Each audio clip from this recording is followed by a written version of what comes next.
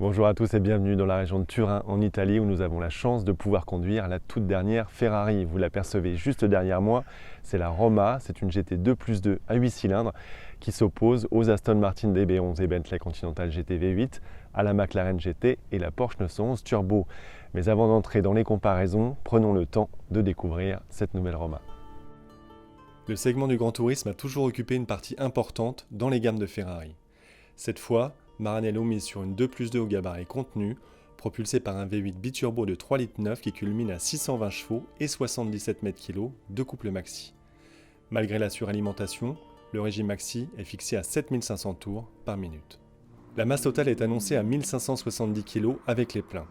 Cela permet à la Roma de revendiquer 3 secondes 4 de 0 à 100, 9 secondes 3 de 0 à 200 et 320 km/h en pointe. À l'intérieur, c'est très technologique, c'est feutré, c'est cosy, il y a du cuir et de l'alcantara partout. Il y a une vraie ambiance de GT, c'est filtré mais dans le bon sens du terme. En clair, c'est le genre de voiture dans laquelle on aimerait bien que le voyage dure le plus longtemps possible.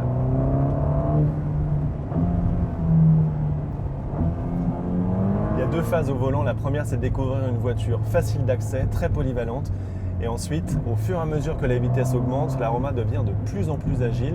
Elle est extrêmement bien équilibrée, elle donne quasiment l'impression d'avoir un moteur central, elle est légère et ça lui donne une belle avance sur la concurrence. La répartition des masses entre essieux est une caractéristique tout aussi importante. Elle est de 50-50 grâce à la position reculée du moteur et à la boîte 8 double embrayage rejetée à l'arrière. La Roma est équipée du système SSC pour Side Slip Control de 6e génération. Ce principe gère de concert le différentiel IDIF, le contrôle de traction F1 Track, l'amortissement piloté SCME et le Ferrari Dynamic Enhancer. Ce dernier ajuste la pression des freins sur chacune des roues comme un relais de l'ESC pour rendre la conduite plus efficace et plus fluide en position race. Au total, 5 modes de conduite sont proposés avec le Manettino: pluie, confort, sport, race ou tout déconnecté. On a du couple à bas régime, de la puissance dans les tours, on a une sonorité très sourde qui colle bien à l'esprit GT. En clair, on a beaucoup d'agréments mécaniques et la nouvelle boîte 8 est juste parfaite.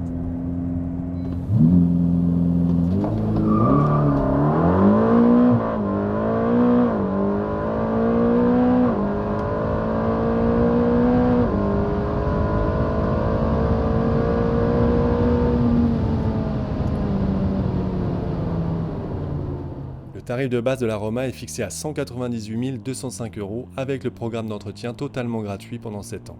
Comme tous les modèles de Maranello, la Roma bénéficie d'une large gamme de personnalisation en options. Au final, on redécouvre un domaine dans lequel Ferrari excelle, c'est le grand tourisme, avec une voiture qui délivre beaucoup de puissance, d'agréments, de sensations de conduite et du confort, tout en restant accessible et utilisable. Autant dire que la barre est très haute et qu'on attend les premiers comparatifs avec impatience pour savoir qui domine vraiment le segment des GT.